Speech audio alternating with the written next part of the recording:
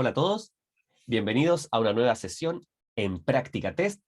Ya estamos viendo en pantalla nuestro programa, que es el ciclo de análisis y acompañamiento respecto al libro Nuevo Conductor, ¿cierto? Mi cámara tal vez tapa un poco justo el que está en rojo, que se llama Los Principios de la Conducción, que revisamos el segundo día de la primera semana de ciclo.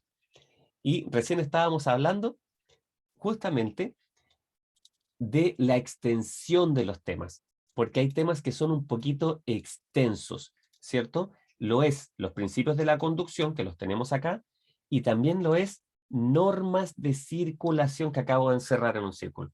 Son los dos temas más extensos del libro Nuevo Conductor. Si ustedes revisan la cantidad de páginas, son los que tienen mayor contenido, tal vez los más difíciles, y son los más antiguos también. O sea, los principios de la conducción, donde hablamos cómo funciona el vehículo, hablamos un poco de mecánica, de física, todo eso siempre ha estado en los libros del Nuevo Conductor. Y las normas de circulación, que hacen referencia a la ley de tránsito, también. Las cosas que son nuevas, lo que tiene un nuevo enfoque, desde hace algunos años, aunque no esté actualizado el libro, son el problema de los accidentes de tránsito, el individuo en el tránsito, usuarios vulnerables, etc. Bien, así que por eso estos dos temas son más consistentes. Siempre son el segundo de cada semana de ciclo. Así es que bien, ya que tenemos claro eso, nos vamos de inmediato a los principios de la conducción. ¿Qué es lo que contiene este capítulo de los principios de la conducción? Tiene tres elementos. Fíjense bien. Funcionamiento del automóvil, donde vamos a hablar en general, para alguien que tal vez nunca ha escuchado nada de cómo funciona un vehículo. Sus piezas esenciales, los elementos que lo componen, los principales sistemas, siempre pensando en prepararnos para el examen teórico, ¿cierto? Sus principales sistemas, etcétera. Luego, energía y leyes físicas. ¿Cómo está, Rosario? Bienvenida. Energía y leyes físicas, vamos a tratar de simplificar los cálculos para que no sea tan difícil. Y finalmente, seguridad pasiva. Bien, así que aquí comenzamos. Nos vamos entonces a esta primera escena, que siempre la mostramos para hacer una comparación. También existe el concepto parangón. Finalmente, una comparación. Y es que comparamos al vehículo con el cuerpo humano. Es una de las mejores formas de poder empezar a comprender el funcionamiento del vehículo. Por ejemplo, la temperatura. Imagínense, nosotros no podemos tener fiebre, pero tampoco podemos estar en cero temperatura. Tenemos que tener una temperatura equilibrada. Y tenemos sistemas de enfriamiento. Nosotros sudamos, ¿cierto? Cuando hacemos ejercicio, para que el cuerpo mantenga esta temperatura equilibrada. El vehículo también tiene sistemas de enfriamiento. ¿Por qué se eleva la temperatura? Por la generación de energía, igual que en el cuerpo humano. El vehículo consume combustible y probablemente en un futuro, cuando sean eléctricos todos, va a consumir electricidad, ¿cierto? Nosotros también consumimos alimentos que transformamos en energía. Entonces hay muchas similitudes. Vamos a ver cómo funciona entonces esto. Primera parte, motor. El motor es el corazón del vehículo. No hay vehículo sin motor. No sería vehículo, no sería automóvil, ¿cierto? No importa el sistema que tenga, si es eléctrico o a combustión, motor. En algunos sentidos se parece al corazón. Bien, la diferencia está en que aquí se le inyecta el combustible, ¿cierto? Y cuando se inyecta el combustible, se realiza un proceso químico, físico, de, imaginemos, pequeñas explosiones que permiten esa energía acumulada comprimida, transformarla después en energía de movimiento. Bien, es por eso que cuando ustedes vean un motor, van a encontrar muchos de estos sistemas. Fíjense bien esta correa, miren. Sube, baja, una y otra vez. Ahí está el dibujo completo. Bien, todo esto gira. ¿Por qué? ¿Por qué queremos que todo esto esté girando y girando? Porque vamos a entregar, aquí está la entrada del combustible, acá también. Vamos a entregar hacia el vehículo movimiento de giro. Yo siempre hago ese gesto, ¿cierto? Imaginando que de todo este sistema que le inyectamos combustible, generamos explosiones comprimidas. ¿Qué pasa con esa explosión comprimida? La energía quiere salir, ¿cierto? Y esa energía, ¿cómo se libera? Se libera transformándola en energía de movimiento. ¿Bien? Y esa energía de movimiento es la que va a permitir finalmente que el vehículo se mueva, ¿cierto? Entonces, todo ese movimiento se va a transmitir. Por eso se llama sistema de transmisión. Entonces, miren, aquí lo vamos a ver como a modo general. Lo que tenemos como base, este vehículo sin carrocería, sin asiento, sin puertas, sin nada más, ¿cierto? Estos fierros que están abajo, se llama chasis, o chasis, como dicen también nuestros vecinos, ¿cierto? ¿Viste? Un chasis. Entonces, aquí nosotros vamos a tener nuestro motor. ¿Dónde se ubica el motor en la mayoría de los vehículos que nosotros utilizamos, ¿cierto? Ahí dejamos un tamaño más proporcional e incluimos nuestro motor. Ahí está, un tamaño más o menos más real. Ahí se ubica el motor, ¿bien? Que recibe el combustible, realiza la combustión, que es esta explosión, la energía la transforma en energía de movimiento y luego la transmite. Ese es el siguiente paso. Entonces, fíjense, aquí tengo un sistema de transmisión que se conecta al motor. Mire, lo voy a conectar ahí. Ahí se conecta al motor. ¿De acuerdo? Se conecta al motor. Ahí voy a traer el otro al frente para que se vea. Se ensambla, se acopla. ¿Se dan cuenta? Ahí se conecta. Entonces tengo el motor, nuestro sistema de transmisión que se conecta, ¿cierto? ¿Y qué es lo que hay como parte del sistema de transmisión? La caja de cambios. Y aquí tengo una caja de cambios que si ustedes la ven bien, fíjense bien, la voy a agrandar para que la veamos primero. Miren, ahí está. Es un sistema de engranajes, de muchos engranajes, que son como discos que están conectados de distinta manera. Déjenme sacar eso. Ahí está. Que están conectados de distinta manera y van a permitir variar la relación. O sea, ese disco con el que está acá, si esto está más allá y esto está más acá, cuando yo piso el pedal de neutro, desembrago, los desconecto, los muevo y los vuelvo a enganchar, al hacer ese movimiento estoy cambiando la relación. Ese es el concepto. Entonces tengo una conexión. Desconecto cuando piso el embrague. Cambio y vuelvo a conectar. Entonces esa relación es lo que me da la posibilidad de tener mayor o menor velocidad, de tener mayor o menor fuerza. ¿Bien? Entonces, aquí tengo nuestra palanca de cambios que está aquí arriba, que es la parte visible, ¿cierto? Pero lo que hay abajo son todo este sistema de engranajes que finalmente, ¿qué es lo que permiten? Y aquí está. Que toda esta energía de movimiento se transmita por este eje directo con este diferencial hacia las ruedas. ¿Se entiende? Directo hacia las ruedas. Y aquí adelante. Por dentro, por supuesto. Bien. Entonces, esa energía de movimiento se transmite. Y eso es lo que hace el motor. ¿Cierto? Hasta ahí. ¿Se entiende? Es útil, ¿cierto? Ya. Vamos a la siguiente entonces. Si habían aquí algunos comentarios, buen día. Sí, dice Paulina. Perfecto, Pauli. Genial. Vamos entonces ahora a nombrar estos sistemas, ¿ya? ¿Y cuáles son los sistemas que vamos a nombrar? Lubricación, refrigeración, escape, combustible y el sistema eléctrico. Comenzamos por haciéndonos unas preguntas. ¿Cada cuánto se debe cambiar el aceite? ¿Quién lo sabe? ¿Quién nos puede decir cada cuánto se debe cambiar el aceite? Javier está levantando la mano, pero Javier por el chat, porfa. Javier por el chat, cuéntanos. ¿Cada cuánto se debe cambiar el aceite del vehículo? 5.000 kilómetros dice Manuel, Wendy dice cuando lo indica el fabricante, según recomienda el fabricante, Lourdes según fabricante, bien, según lo que indica o recomienda el fabricante. ¿Cierto? Fabricante, dice Tamara. Bien, siempre ese gancho, fabricante. Porque el fabricante me dice qué tipo de aceite usar. Ahí está Manuel con una carita. Dios, Manuel.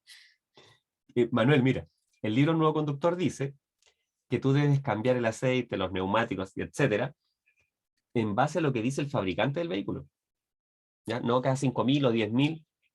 Yo sé que todas las personas te van a decir cuando lo vayas a comprar el aceite, cuando vayas a lugar, no, este es sintético cada 10.000, este es no sé cuánto, 5.000. Pero en realidad hay que ver lo que dice el fabricante para saber qué tipo de combustible usar, qué lubricante usar, cuándo cambiarlo. Esa es la respuesta correcta si te preguntaran esto en el examen, según lo que diga el fabricante. Ahora, otra pregunta. ¿Qué líquido se usa para enfriar? ¿Qué líquido se usa para enfriar? Refrigerante, Andreina, bien, 1. Líquido refrigerante, le falta algo. Le falta algo a ese líquido refrigerante. Anticongelante, Manuel, seco. Si tú sabes, Manuel, ya. Por eso dijiste lo de los 5000, si no estaba tan mal, pero es lo que dice el libro Nuevo Conductor. Líquido refrigerante y anticongelante, María Molina, excelente. Excelente, eso es. Líquido refrigerante con anticongelante. ¿Ya? Ese es el líquido que se utiliza para mantener la temperatura en el vehículo. Bien, lo que se busca es mantener una temperatura equilibrada. No refrigerar y llevar a cero la temperatura. No, no funcionaría, ¿cierto? Y tercera pregunta, si falla una luz, ¿qué puede haber quemado en el vehículo aparte de una ampolleta? Si falla una luz. Un fusible, dice Pancho. Perfecto. Pancho lo tiene clarísimo. Entonces, el sistema de lubricación, bien Manuel, bien Paulina, el sistema de lubricación, Wendy, excelente, está hecho para lo siguiente. La función es para minimizar el desgaste de las piezas móviles. Recuerden que dentro del vehículo hay un sistema de metales, muchas aleaciones metálicas en el vehículo y especialmente dentro del motor. Entonces se utiliza el sistema de lubricación para evitar el desgaste, minimizando el roce. ¿Se entiende? Igual como funciona el aquaplaning. Nosotros buscamos que los neumáticos se adhieran a la calzada, que tengan mayor adherencia. Es como un zapato de trekking, una zapatilla de trekking que pensamos que se adhiera a la montaña, ¿ya? O zapatilla de tenis, no sé, o los que jueguen pádel, ¿ya? Entonces, o los que hacen running, etc. Buscamos adherencia. Es lo mismo que la suela de los zapatos. Entonces, con el neumático buscamos adherencia en la calzada. ¿Y qué pasa cuando hay una capa de agua y nos deslizamos? Que nosotros decimos en Chile patinar. Eso, según el libro Nuevo Conductor, se llama aquaplaning, ¿cierto? Ya, acá en el sistema de lubricación se busca justamente eso, que no haya un contacto tan directo, sino que haya una capa para permitir minimizar el roce y evitar el desgaste de estas piezas móviles. Bien, lubricación. Refrigeración, ya lo dijimos, no se busca refrigerar, congelar el sistema, no. Lo que se busca es mantener una temperatura equilibrada. El sistema de escape. Recuerdan que habíamos dicho que después de la inyección del combustible, lo que pasa en el motor es un proceso químico y físico, ¿cierto? De este proceso se utiliza la energía, pero quedan algunos componentes que tristemente no se transforman en energía y que se liberan por el tubo de escape.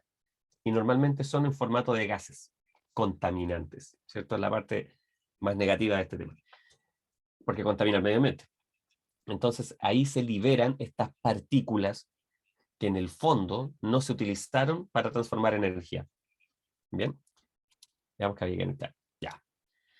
Luego el sistema de combustible, nuestro alimento en la comparación con el cuerpo humano, ¿cierto? Y lo mismo que nosotros. Usted puede comer cualquier cosa, ahí todos me dirían algo distinto. Yo sí, profe, yo no, yo sí, yo no, no tengo colesterol alto, tengo no sé. Pero sabemos que hay una generalidad, se libera el monóxido de carbono. Excelente, Pancho. Hay una generalidad, Pancho, de alimentación, digamos, saludable, ¿cierto? Que a todos nos haría bien. ¿Ya? ¿Por qué insisto en esto? Porque de la misma forma, los elementos que utilice el vehículo como el combustible deberían ser recomendados por el fabricante. ¿Ya? Sistema de combustible. Y finalmente el sistema eléctrico que se parece a nuestro sistema nervioso, ¿cierto? A nuestras neuronas también, a nuestro cerebro. Ese es como el sistema eléctrico del vehículo. Los vehículos actuales tienen un computador a bordo. Por eso es posible escanearlos para obtener información sobre sus fallas. Además, tienen muchísimo funcionamiento desde lo eléctrico, desde la comodidad, ¿cierto? La pantalla de infoentretenimiento, los alzavidrios, etcétera. Pero es muy importante también tener este sistema eléctrico para la seguridad, que funcionen bien las luces, ¿cierto? Entonces, como por ejemplo, así que sistema eléctrico muy, muy importante también. Existen vehículos que tienen un sistema para ajustar los espejos. En general, ahora hay muchos vehículos que lo traen. Y eso también, aunque parezca una comodidad, puede ser muy bueno. Bien, así que ahí están estos sistemas iniciales. Borramos el dibujo y nos vamos a la siguiente. Ahora vamos a hablar de marchas y dirección. Bien, vamos a pensar en las marchas y la dirección. Primero, respondemos a esta pregunta. ¿Qué es conducir enganchado? ¿Quién me puede decir? ¿Qué es conducir enganchado? Si tienen un café por ahí, compartimos café. O té, el que tome té. Alguna agüita. Hay gente que toma mate. Con cambio pasado.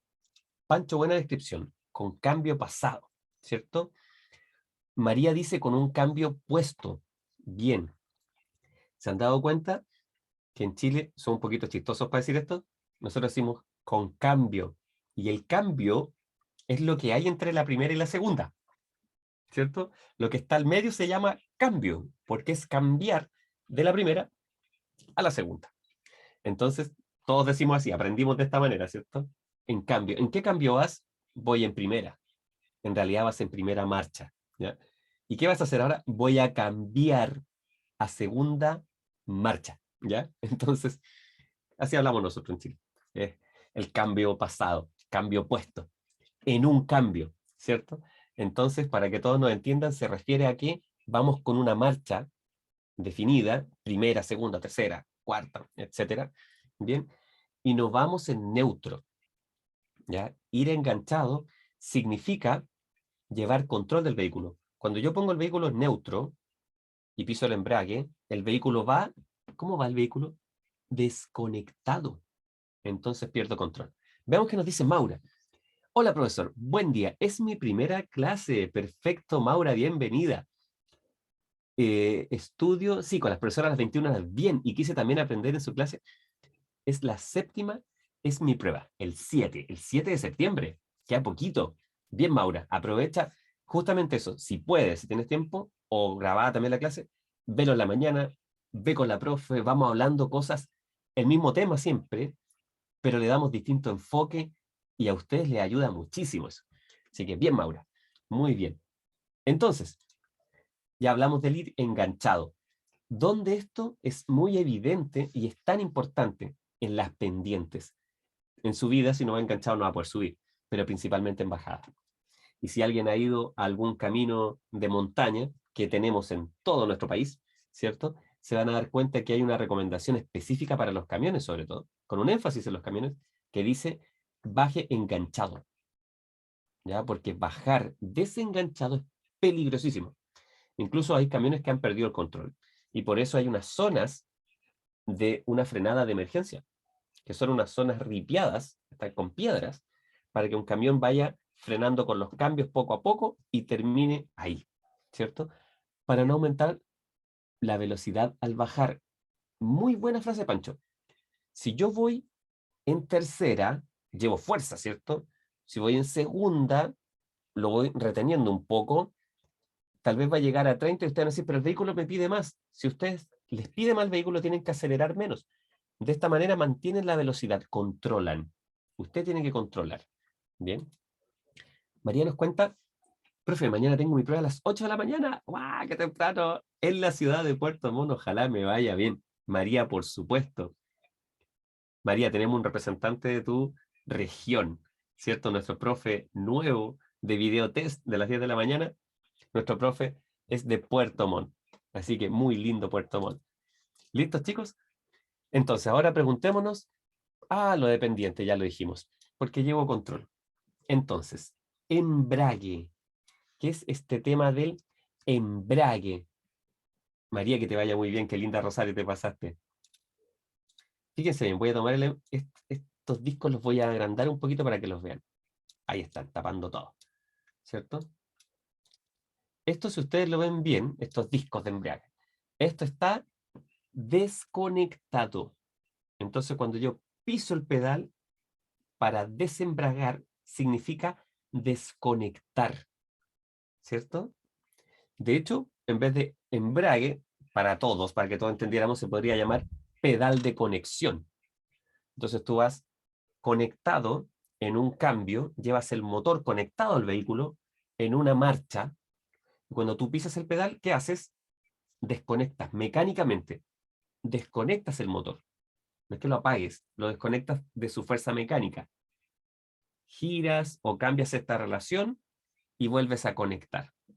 ¿Bien? Entonces, embragar y desembragar es como conectar y desconectar.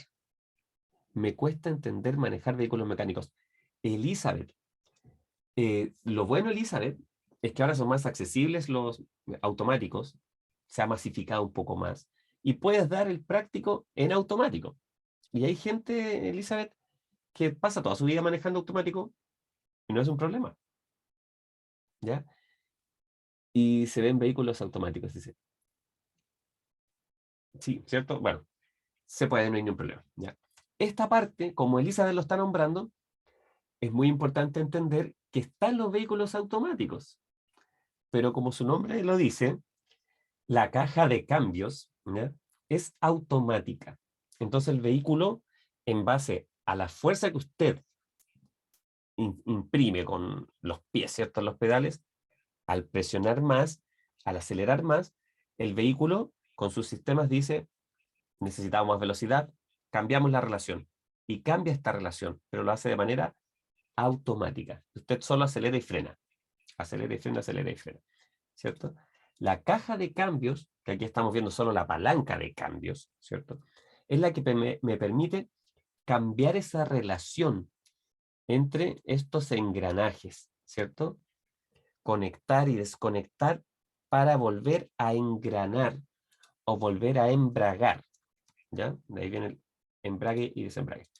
Y el sistema de dirección, que es el que va a permitir que, aparte de tener esta fuerza las ruedas de giro, yo tengo un sistema que me permita tomar la decisión de hacia dónde marcamos la trayectoria de traslado del vehículo, ¿cierto? Con el manubrio, como ustedes ya pueden imaginar, aquí está la idea. Bien, y nos vamos ahora, después de este sistema, a la seguridad y el confort. Es muy importante comprender que en el vehículo estas dos cosas van de la mano, ¿ya? Uno podría decir, oye, el vehículo más seguro tal vez no es el más confortable. Podría creerlo así. Pero lo importante es que son dos conceptos que en el vehículo se conectan mucho. ¿Por qué? Comenzamos primero por las preguntas, ¿ya? Hagamos estas preguntas y así podemos reflexionar. Primero, ¿qué presión deben tener los neumáticos? La presión de aire, PSI, ¿cuánto deben tener? La recomendada por el fabricante. Pancho, excelente. Andreina, excelente. Luego, ¿qué profundidad deben tener los surcos de los neumáticos? Los dibujos que traen los neumáticos. ¿Qué profundidad deben tener? Tamara dice 3 milímetros. 3 milímetros dice Tamara. Bien, Andreina y Alejandra, y ahí sumaron no inferior a 1,6. O sea, lo ideal son 3 milímetros. Puede tener más. Hay vehículos, no sé, neumáticos para terrenos difíciles que tienen más. Bien. Y 1,6, como dice Pancho, es el mínimo. Entonces, no pasa la revisión técnica si tiene menos de 1,6. Y otra pregunta, ¿cómo deben estar los espejos? Los espejos deben estar, esto es como completa la oración. Los espejos deben estar bien ajustados, my mouse. Los espejos deben estar bien ajustados. Así deben estar los espejos. Bien ajustados. Limpios. Perfectamente ajustados, dice Andreina. María Molina dice limpios. Bien. Limpios y bien ajustados. ¿Cierto? Las luces delanteras pueden ser blancas o amarillas. Si alguien se detuvo la imagen, deben ser blancas o amarillas las que se proyectan adelante y deben proyectar luz alta y luz baja. Aparte de las luces intermitentes, decimos nosotros, que son las luces de viraje, ¿cierto? Las luces traseras deben ser de color rojo o anaranjado, deben proyectar una luz blanca de retroceso y tener las luces de viraje también, ¿de acuerdo? Los frenos Aquí vamos a marcar los frenos. Ahí está. También deben estar en buenas condiciones, ¿ya? Si falta líquido de freno, lo estoy perdiendo, tengo un problema con el líquido de freno, puede provocar un accidente. O sea, si yo les preguntara a ustedes, ¿cuál líquido en caso de fallar o de tener una pérdida puede provocar un accidente? ¿El líquido refrigerante, el combustible o el líquido de freno? Ustedes me dicen, líquido de freno, profe. El líquido de freno, porque si no funciona bien el freno está muy mal. Líquido de freno, bien, Pancho. ¿Ya? Apuntar a eso, Wendy. Muy bien. Líquido de freno. ¿Por qué? Porque el líquido de freno no se debe gastar. El líquido de freno no se debe acabar. El líquido de freno está dentro del sistema como si fuese una jeringa. ¿Se entiende? Imaginen una jeringa, dos jeringas con una manguerita. Entonces ustedes apretan una jeringa por un lado y sale por el otro. Apretan la del otro lado y se mueve para acá. Eso, el sistema de frenos, es porque el líquido de freno va por dentro de estos conductos. Entonces cuando ustedes pisan el pedal, el líquido se mueve y acciona los frenos. ¿Bien? Entonces no se puede perder líquido, ni tampoco hay que rellenarlo. ¿Bien? Sistema de frenos. Luego, los amortiguadores y el sistema de amortiguación se preocupa de minimizar las variaciones en la calzada, en el terreno, porque transmitir todas estas irregularidades al conductor principalmente provocan un conductor cansancio y fatiga. Y el cansancio y la fatiga, ¿qué es lo que provocan? Conductas erráticas. ¿Y qué provoca eso a su vez? Mayor tiempo de reacción y desarrollar más errores, ¿cierto? Así que el sistema de amortiguación es vital. Y ahora vamos a reforzar eso con esta imagen. Fíjense bien, ahí ya teníamos nuestro chasis. Bien, ahí sacamos el motor, vamos a sacar el chasis de aquí. Vuelvo acá, discúlpenme. Aquí, ahí lo tengo listo. Ya, neumático, eso es lo que quería que viéramos. El neumático. Dijimos que los surcos deben tener una profundidad ideal, estos dibujos que van acá, de 3 milímetros y una profundidad mínima de 1,6. Pero fíjense bien lo que ocurre acá. Profe, falta aceite, provoca accidente. ¿Qué accidente? ¿Fuego o no? Déjame ver la pregunta. MyMouse dice, profe, falta aceite, provoca accidente. ¿Qué accidente? ¿Como fuego o no? MyMouse. Piensa lo siguiente.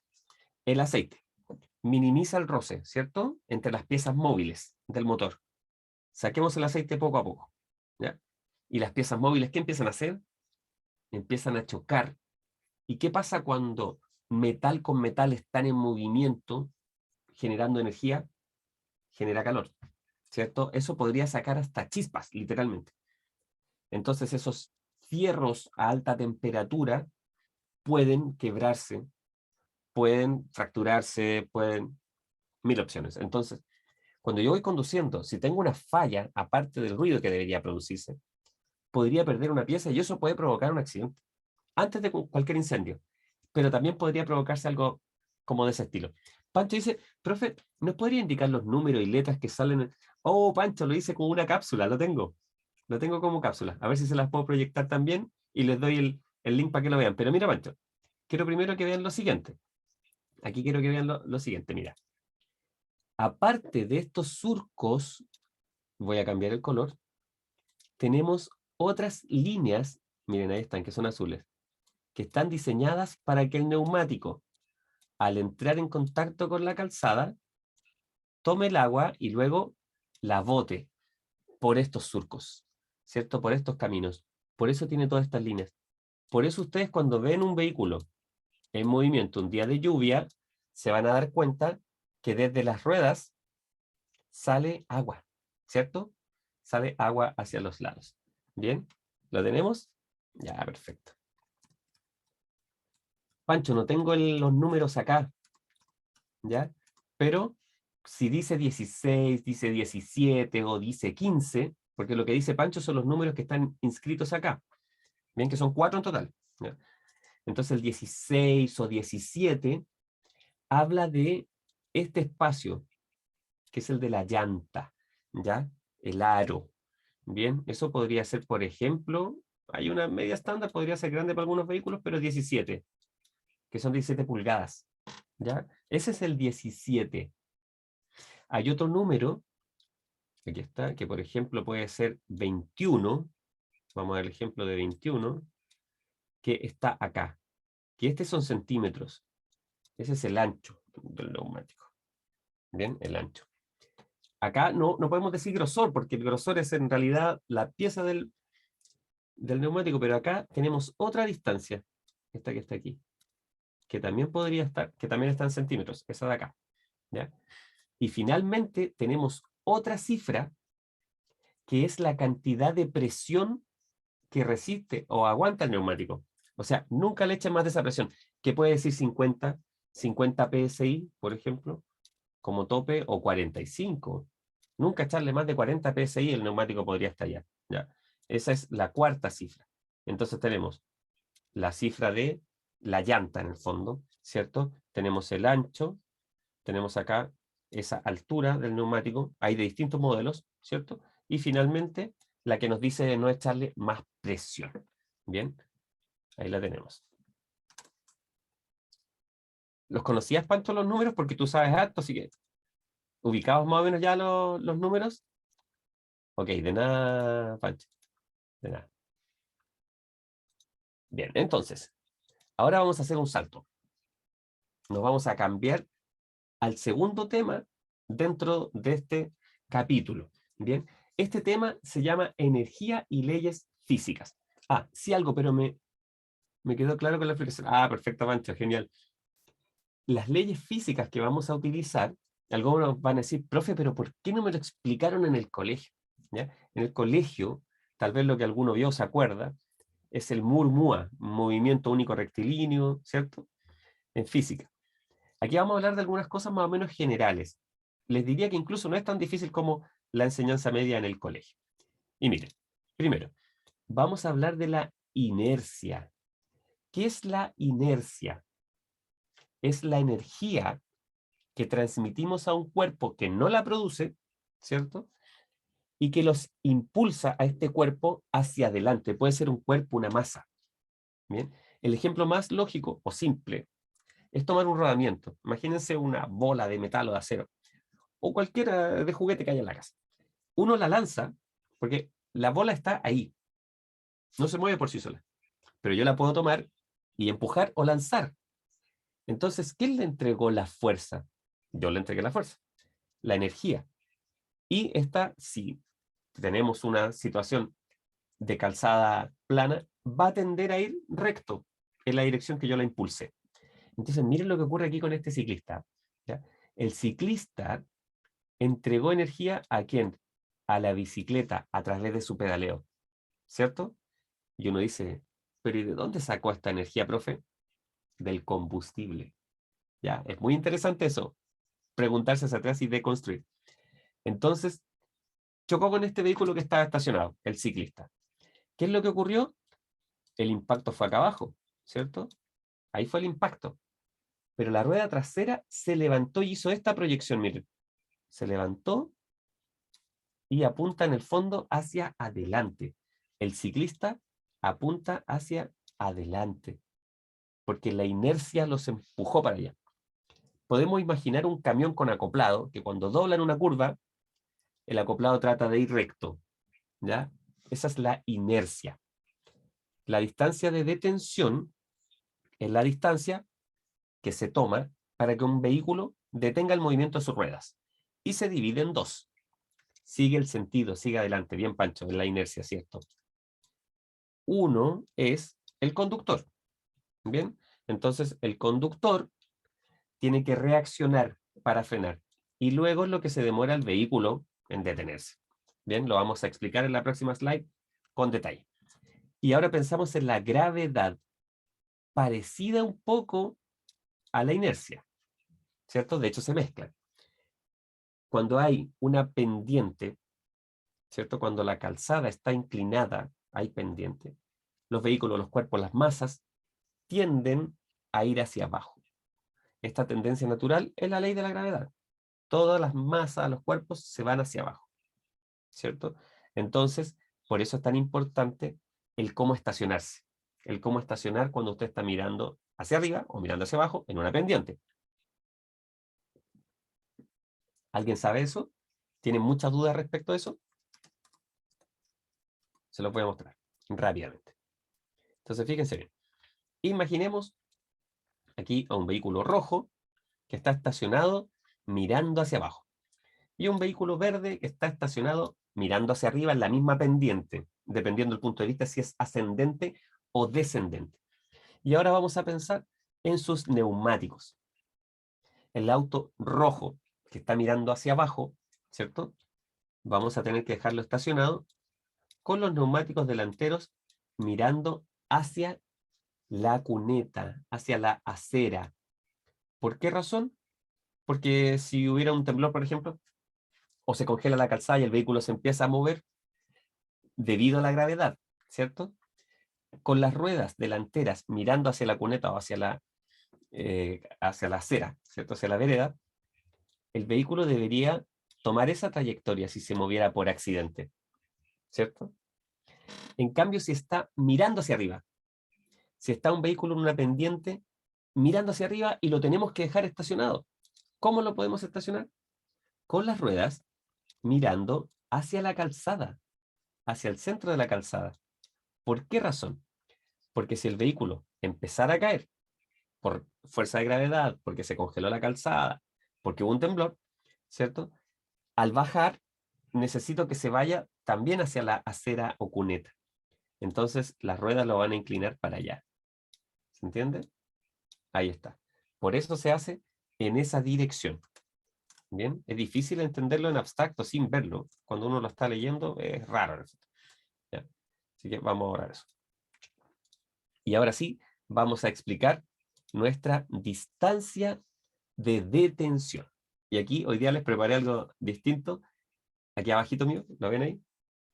Gracias, entendido, perfecto. Veamos qué están comentando ahí. Pancho, ahí estaba así. Gracias. Ah, perfecto, ya estamos. Miren, aquí abajito. ¿Lo ven? Por ahí está. Ahí está. Un peatón corriendo con ropa roja. Ya. Vamos entonces a explicar de qué se trata todo este tema de la distancia de reacción, la distancia de comprobación, etc. Ya, y aquí lo tenemos. Anotamos entonces, lo dejé en blanco hoy día para que se viera muy bien. Cuando el vehículo está avanzando, ¿bien? Si nosotros vemos un problema, este vehículo va avanzando, ¿claro? Eso es lo que quería que pudiéramos hacer hoy. El conductor, para que el vehículo se detenga, ¿cierto? El conductor ve un problema, ¿ya? Imaginemos, ve un problema. Después piensa, o sea, primero veo, después pienso y después pisa el pedal. Son 3 pasos. Veo, pienso, piso el pedal. Todo ello en conjunto se llama reacción. El conductor reaccionó. Bien, Pancho, reaccionó.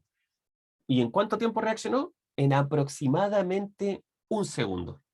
Entonces, primero veo, pienso y piso el pedal. Ver, pensar, pisar el pedal en 1 segundo. Probablemente hay gente que se demora menos o hay gente que se demora más. Pero en promedio es 1 segundo. Y eso se llama reacción. Traducido, como conductores nos demoramos 1 segundo en reaccionar. Aprox.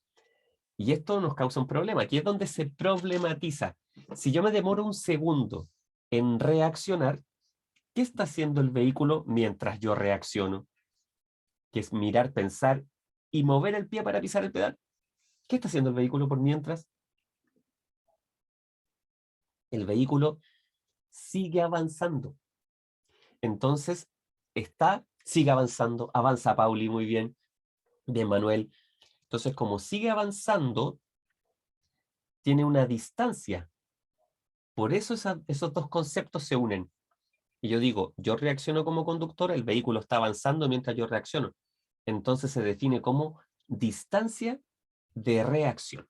¿De acuerdo? Esa es la famosa distancia de reacción. Voy a volver atrás el vehículo. Ahí está. Entonces ahí yo tengo la distancia de reacción. Esa es la primera parte. ¿Ya? Distancia de reacción. Esta distancia de reacción, aquí voy a poner 1 segundo en promedio, ¿cierto? Esta distancia de reacción, que es 1 segundo, distancia de tensión multiplicada, excelente Pancho, para allá vamos. Esta distancia de reacción, para poder calcularla, necesito primero saber a qué velocidad va este vehículo. Y vamos a imaginar que este vehículo va a 60 kilómetros por hora. Bien, que está 10 kilómetros pasado de la velocidad permitida, que son 50 en zona urbana. Entonces, nuestro vehículo va a 60 kilómetros por hora. A esa velocidad, yo debo saber cuánto avanza un vehículo a 60 kilómetros por hora en 1 segundo. ¿Cuántos metros? ¿Cuántos metros avanza un vehículo a 60 kilómetros por hora? Pancho dice 18, rápidamente. Wendy dice 18. ¡Ay, qué secos! Se pasaron.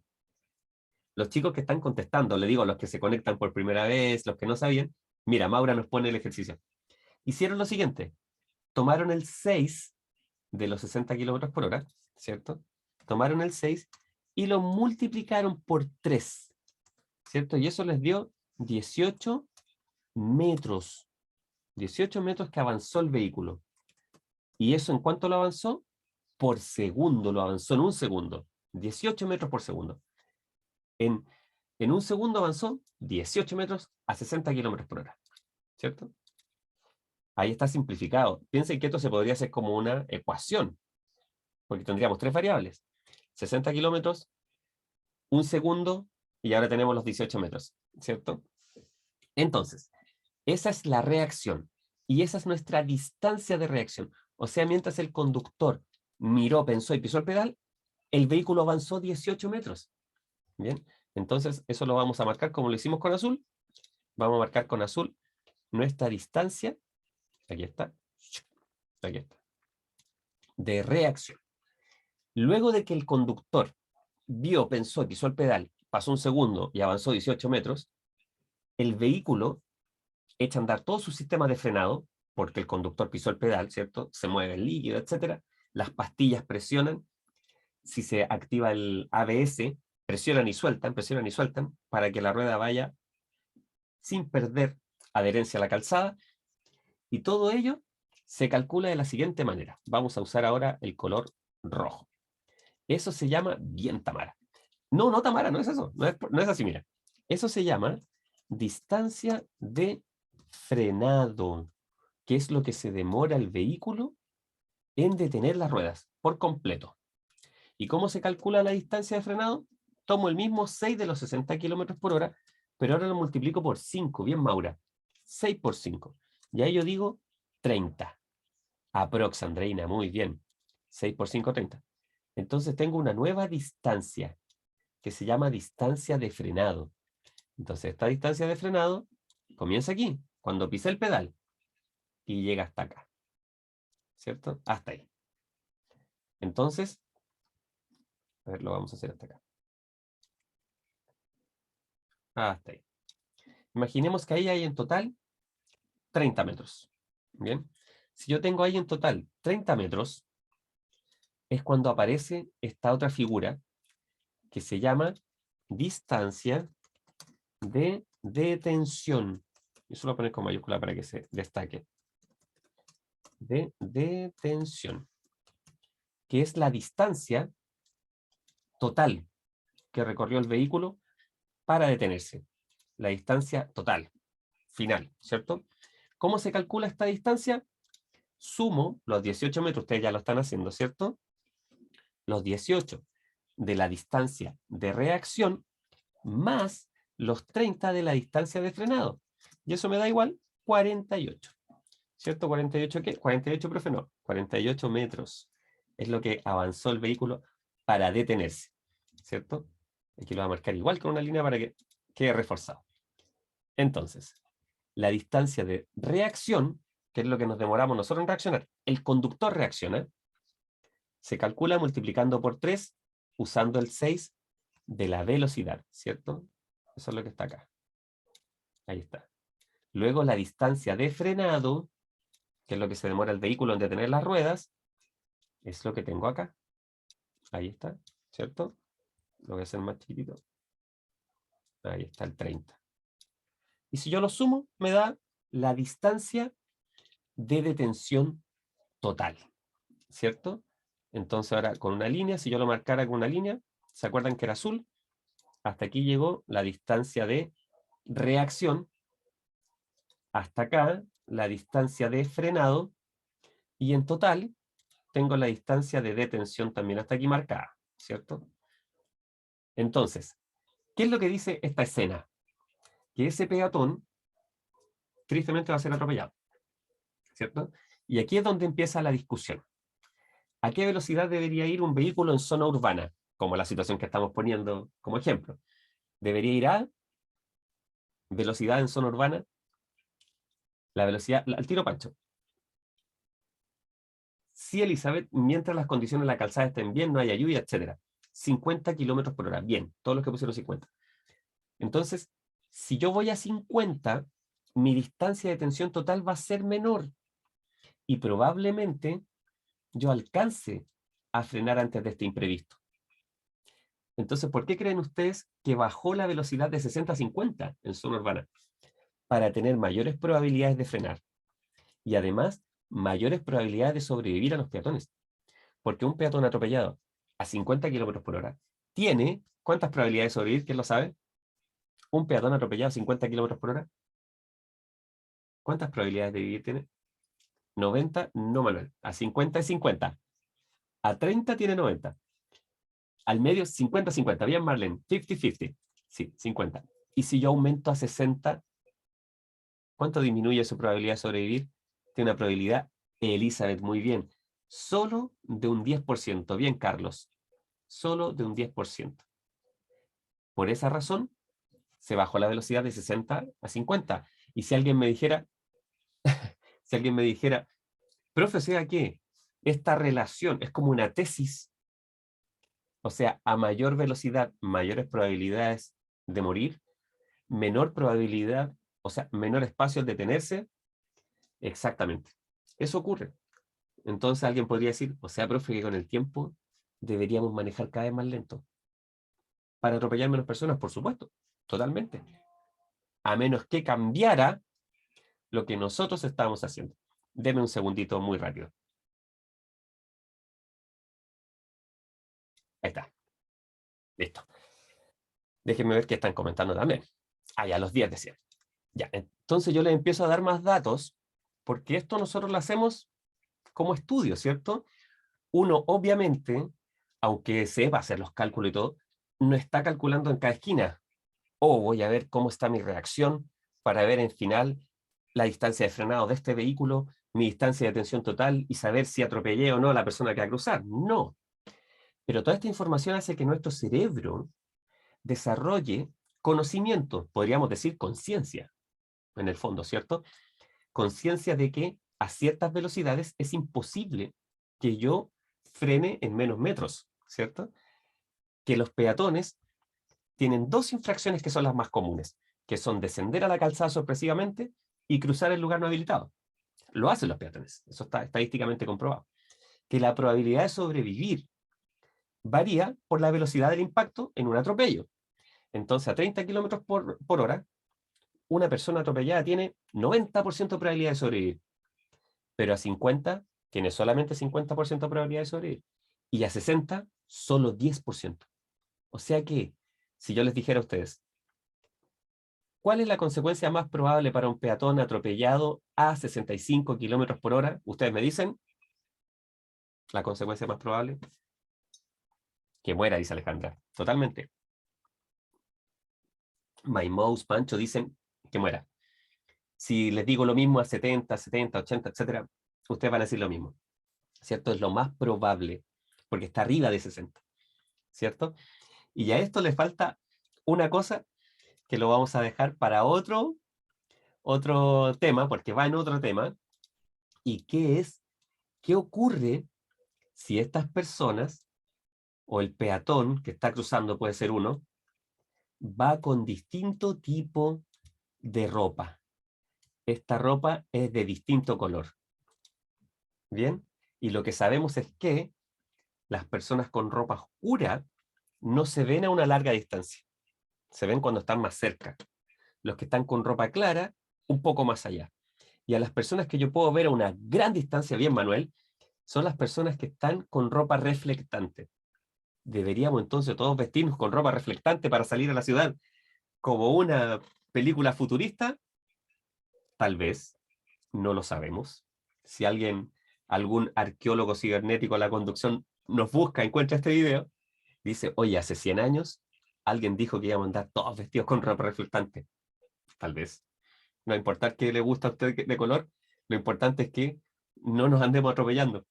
Bueno, en la actualidad todavía no es así, pero sí es obligación por ley en Chile utilizar un chaleco reflectante si es que usted se baja del vehículo por causa de alguna, bien my mouse, por causa de alguna emergencia. Si tú te detienes en la calle, en la calzada y te bajas, chaleco, ¿cierto? Solo me puedo bajar sin chaleco, que es lo normal, cuando me estaciono y me bajo sin problema. Avería o falla, bien Andreina. Pane o pana también se dice popularmente. Todo nos sirve, ¿cierto? Entonces, por eso usamos este chaleco reflectante.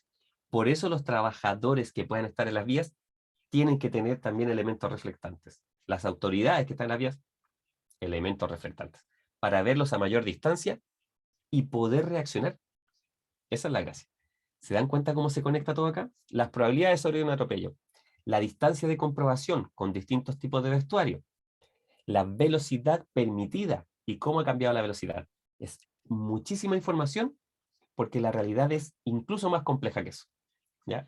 Así que creo que ahí ya quedó como bien clarito, lo tenemos sin problema. Ahí está, lo tengo. ¿Listos? Vamos a la siguiente. La siguiente lámina, también le aparece a usted ahí. La siguiente lámina, slide, como se dice ahora, ¿cierto? Habla sobre la tercera parte que es, diría, la más tranquila de este tema tan extenso. Les dije, miren la hora, estamos en la hora. Si alguien está ocupado, vamos a hacer rápido el test para que no pierda tiempo. Pero miren, esto es la seguridad pasiva o secundaria. Hay países donde dicen seguridad primaria, seguridad secundaria. Otros apuntan al componente activo o inactivo. ¿Qué es seguridad activa? Un ejemplo es los frenos. Ustedes literalmente los activan y funcionan, hacen un movimiento, una energía, y lo que provocan, ¿cierto? Es que el vehículo se detenga. Entonces, es seguridad activa. ¿Qué es lo que hace la seguridad activa? Evita un accidente. Usted frena, no choca. Evita el accidente. En cambio, esta seguridad, y esa es la primaria, activa. Esta es secundaria o pasiva. Ayuda a disminuir las consecuencias después de producir el accidente. Y durante el accidente también, Andreina, minimiza las consecuencias, ¿cierto? Entonces alguien podría decir, o sea, profe, lo más importante es la seguridad activa porque evita el accidente. Puede ser, pero una persona que choca sin cinturón de seguridad, sin airbag y sin un apoyacabezas, tiene muchísimas probabilidades de salir, sí, exactamente Lourdes, sí lo son, de salir lesionado o incluso perder la vida. En muchas ocasiones, el cinturón de seguridad, como nos dice Pancho, en complemento con el airbag, pues uno no reemplaza al otro, sino que van siempre juntos, ¿cierto? Minimizan las consecuencias. Ese minimizar las consecuencias no es si tengo un rasguño o no, no es si pierdo la vida o no, está comprobado ya. Así que es muy importante. Aunque se llame seguridad pasiva, debe tener la atención especial de nosotros, porque es importante. Bien, daría un consejo, como general para quien vea el video grabado tal vez. Puede pasar, no siempre, pero puede pasar que tal vez la mayoría de las personas esté más atenta a la pantalla de los vehículos nuevos, los que compran vehículos nuevos, yo lo he visto in situ, ¿ya? Están más preocupados de la pantalla, cuántas pulgadas tiene, si se conecta con Android, con iOS, y están más preocupados de eso antes de que la cantidad de airbag que trae el vehículo, ¿ya? Porque ojalá los vehículos tengan al menos 2 airbags, por lo menos, ¿ya? Porque sí funciona. Entonces, cinturón de seguridad, airbag y apoya cabezas que debe estar a la altura de los ojos, esa es la referencia, la nuca, ¿cierto? A altura de los ojos, ahí debería estar. en conjunto evitan el efecto submarino, que es que usted se vaya hacia abajo del habitáculo. Sobre todo si pone toallas o cojines, se va hacia abajo, si no tiene el cinturón bien ajustado, el apoyo de cabeza, etc. Evita el efecto submarino, ¿cierto? Y evitan en conjunto también el airbag con el cinturón de seguridad ajustado y el apoyo de cabeza, el efecto latigazo que ocurre en el cuello por el peso de la cabeza que se mueve en un impacto por inercia. Cuando hay un impacto, hay energía que se entrega, ¿cierto? Que se transmite. Entonces esa energía hace que los cuerpos, las masas, se muevan por inercia, ¿cierto? Entonces nuestra cabeza, que se une, ¿ya? Por esta parte tan sensible en los accidentes de tránsito, que es la zona cervical, ¿cierto? Columna vertebral, en esa parte, ese movimiento es como que va atrasado, sigue la dirección hacia adelante, bien Pancho, y es como que va atrasado del cuerpo. Por eso se dice latigazo, porque en el fondo el tronco se va hacia adelante, la cabeza atrás, después la cabeza adelante, el tronco atrás, y de vuelta. Y esto se ve así, se ve chistosa la mano, no sé. Pero ese movimiento es en el fondo el que hacemos con la cabeza en un impacto. Y eso se llama efecto latigazo. Lo grave de eso, ¿ya? Hay conductores de Fórmula 1, ¿ya? Hay uno brasileño muy famoso, que han perdido la vida por ese efecto latigazo, porque lo que ocurre dentro de nuestro cuerpo, ¿ya? En nuestra cabeza, es que en ese movimiento el cerebro también va un poco desfasado del cráneo. Ya, eso es una cosa más loca, pero en serio. Entonces se golpea por dentro. ¿Todo esto para qué? No nos van a preguntar eso, pero es para tomar conciencia. Responderlo bien en el examen, perfecto, pasemos el examen. Pero darle importancia en mi vida de conductor, ¿ya? El cinturón en el examen práctico, sí o sí. No me lo pongo, repruebo. No le pido al examinador que se lo ponga, repruebo. Muchos se preocupan de la estética, cómo se ve el auto, más que la seguridad. ¿Cierto, Alejandra? No, y el problema, Alejandra, ¿sabes cuál es? Es que es más grande aún el problema. Porque aparte de tener la atención a la estética y tal vez no en la seguridad, a veces pasa, aparte del precio, porque el precio sí nos puede limitar. Uno dice, oye, yo tengo esto para comprar. No puedo comprarme un auto más caro, no puedo nomás. Entonces voy a elegir dentro de lo que hay acá. Y probablemente otro factor muy determinante, que la gente sí en general pone atención, es a cuánto gasta el vehículo, que se conecta con cómo yo lo voy a usar, el para qué. Lo voy a usar para trabajar todos los días, voy a llevar a mi hijo al colegio, voy a ir a comprar al supermercado, voy a hacer todo. Vivo, no sé, en Curicó y trabajo en Talca, voy a darme unos piques súper largos. Entonces, claro, tal vez gaste mucho combustible. Y a veces no van de la mano la eficiencia, el gastar poco combustible y ser muy seguro. Les digo a veces, porque sí hay vehículos que gastan poco combustible y son muy seguros, pero en general muchos vehículos muy seguros no son los más económicos respecto al consumo, ¿cierto? Entonces por eso tal vez algunos no los eligen. Seguridad ante todo, bien Pancho. Yo por lo menos es una opción personal. Yo me voy igual que Pancho. Seguridad ante todo. Aunque me salga un poco más, duela un poco más el tema, pero seguridad. Sobre todo si andan con niños, familia o con quien sea, seguridad para todas las personas. Bien, ¿listos entonces? Vamos a transformar todo esto en preguntas. Antes de que nos pasemos demasiado. Catherine, no sé si se conectó, que le estaba diciendo al inicio. Vamos entonces a nuestro test de hoy, de este súper tema, que es muy grande nuestro tema, ¿cierto? Y aquí lo voy a marcar, ahí está, amplié la imagen para que ustedes lo vean todo. Ahí está, ahí se ve clarito. Bien, vamos entonces a nuestra pregunta número 1. Los sistemas de seguridad activa, fíjense, dice activa, ya están respondiendo, ayudan al conductor a, B, dice Pancho, reducir las posibilidades de que se produzca el accidente, ¿cierto? No minimizar las lesiones, reducir al mínimo cuando ya se producen, no. Paulina, Nicolás, Uberlinda, B, ¿cierto? Todos están diciendo B. Siguiente. Las variables a considerar sobre la caja de cambios son la velocidad y la cantidad de combustible, las marchas y la velocidad, o las marchas y el tiempo conduciendo. B, Uberlinda, Pancho y Alejandra también. Perfecto. Paulina también. ¿Por qué no se debe conducir presionando el embrague durante más tiempo es necesario? Que ustedes lo pisan a fondo, desconectan, pasan el cambio y sueltan. ¿Por qué? Pancho dice B, pero Andreina dice C. María y Alejandra dicen B, porque se reduce el control sobre el vehículo. Yo les diría, ¿por qué?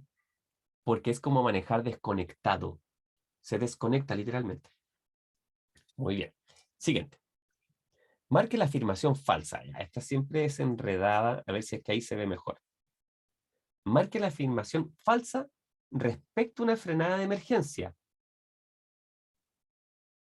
Afirmación falsa con respecto a una frenada de emergencia. Pisar suavemente el freno para una frenada de emergencia, suavemente. Evitar pisar y soltar el freno de forma sucesiva. Si las ruedas se bloquean, carencia de ABS, disminuir la presión sobre el pedal. O hay que dirigir la vista hacia un espacio libre, hacia la vía de escape sin mirar el obstáculo. Enredado, ¿cierto? No hemos equivocado esta vez en esto. Maura o Erlinda dicen A con Carlos. Vamos a la A. ¿Seguros?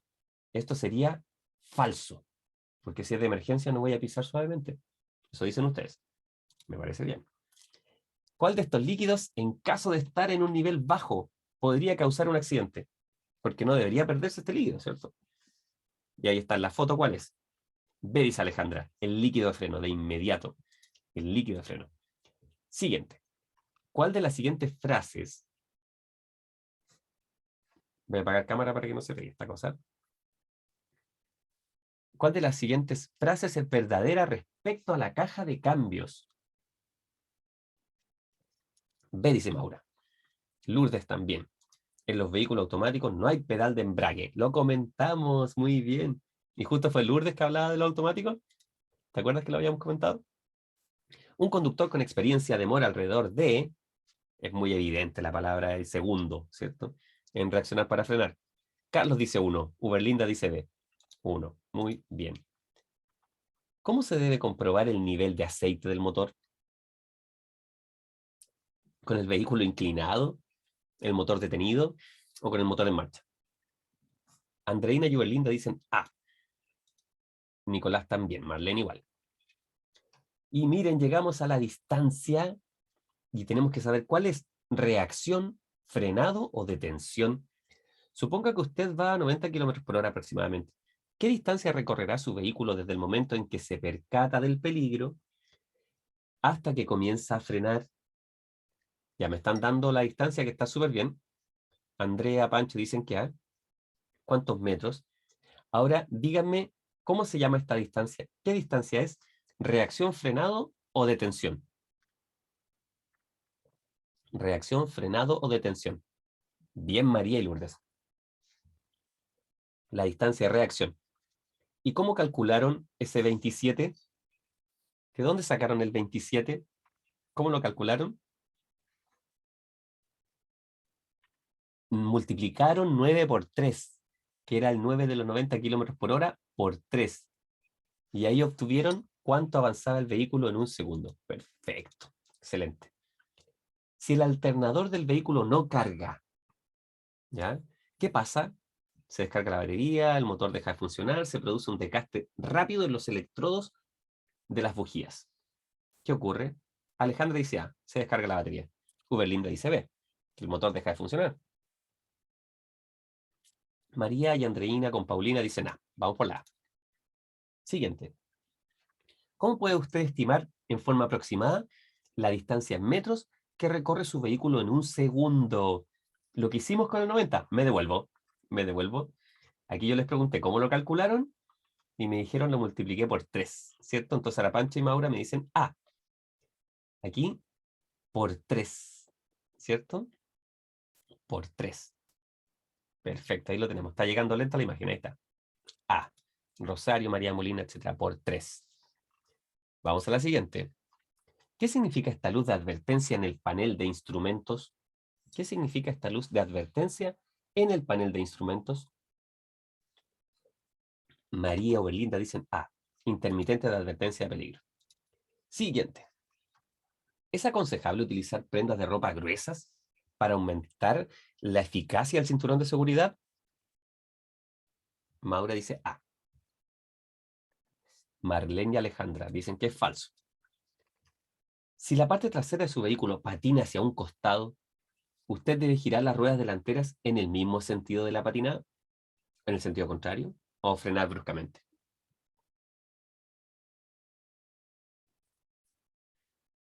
Rosario, Marlene dicen B y A, B y A, Paulina y María, B, A.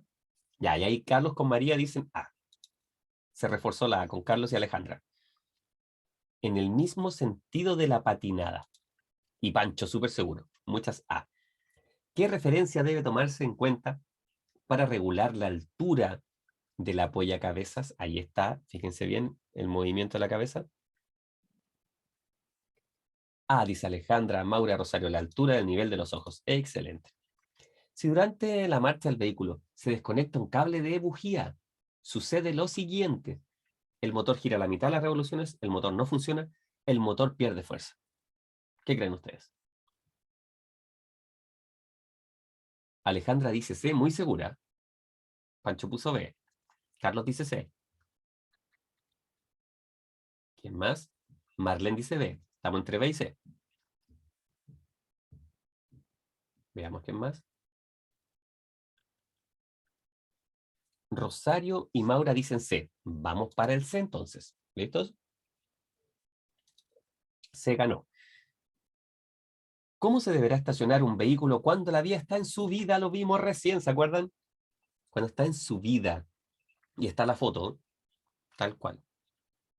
Cuando está mirando hacia arriba, cuando está en subida, con la rueda delantera hacia la calzada, como está aquí. Porque si se va hacia atrás, estas ruedas van a tocar con la cuneta, van a topar. Pancho, Tamara con las ruedas delanteras hacia la calzada. 18. Circulando con el vehículo se detecta que el motor se sobrecalienta. Ello se debe a, se puede deber ¿a qué se puede deber? Andreina dice B, circuito de refrigeración obstruido. Circuito de refrigeración obstruido. B, Rosario y Carlos. Circuito de refrigeración obstruido. 19. Usted transita, o al transitar con su vehículo en las vías rurales, como norma de carácter general, durante la noche debe hacerlo con luces altas, bajas o de estacionamiento. Andreina dice C. María Molina y Pancho dicen C. Vamos a la última. Con pruebas de frenado,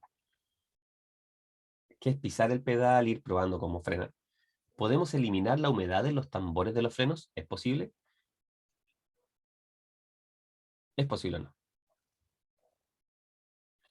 María y Andreina dicen C, que es verdadero. Y vamos a revisar de inmediato. ¡Wow! Hasta ahí todo bueno. ¿Y desde la 1? ¡Excelente! ¡Qué bueno! Voy a prender la cámara, déjenme para que vean mi alegría. Muy bien, muy bien. Es un tema extenso. Habíamos dicho, nos vamos a pasar de 1 hora. Traté de hacerlo de la manera más gráfica. Lo preparamos siempre así para ustedes, para que se pueda ir entendiendo bien, porque no son temas fáciles, ¿ya?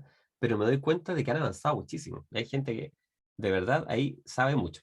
Así que, chicos, ha sido muy bueno este tema. Mañana tenemos un tema un poquito más tranquilo, ¿ya? Este es uno de los 2 temas bien consistentes, así que espero que tengan un buen día, una buena tarde. Los que van a dar el examen, que les vaya súper bien. Sigan el consejo, Rosario, muchas gracias. Sigan el consejo de sus compañeros, de quienes han aprobado, y les preguntamos, ¿cómo lo hiciste? ¿Qué consejo le das al resto? Y una de las cosas que más dicen son 2. Tranquilidad y leer bien, en el orden que tú quieras. Leer bien y estar tranquilo, ir tranquilo y leer bien con paciencia. Gracias, profe. Que estén bien todos, estudien, vean videos y hagan test. Bien, Pancho. También son 2 consejos que dan. Gracias. Que te vaya bien, Pauli. Un gusto. Que estés muy bien. Gracias, Andreina. Hasta mañana, que estén bien. Ahí vamos a preparar más cosas para que sigamos aprendiendo. Nos vemos, cuídense. Un abrazo a todos. Buena tarde. Chao, chao, que estén bien.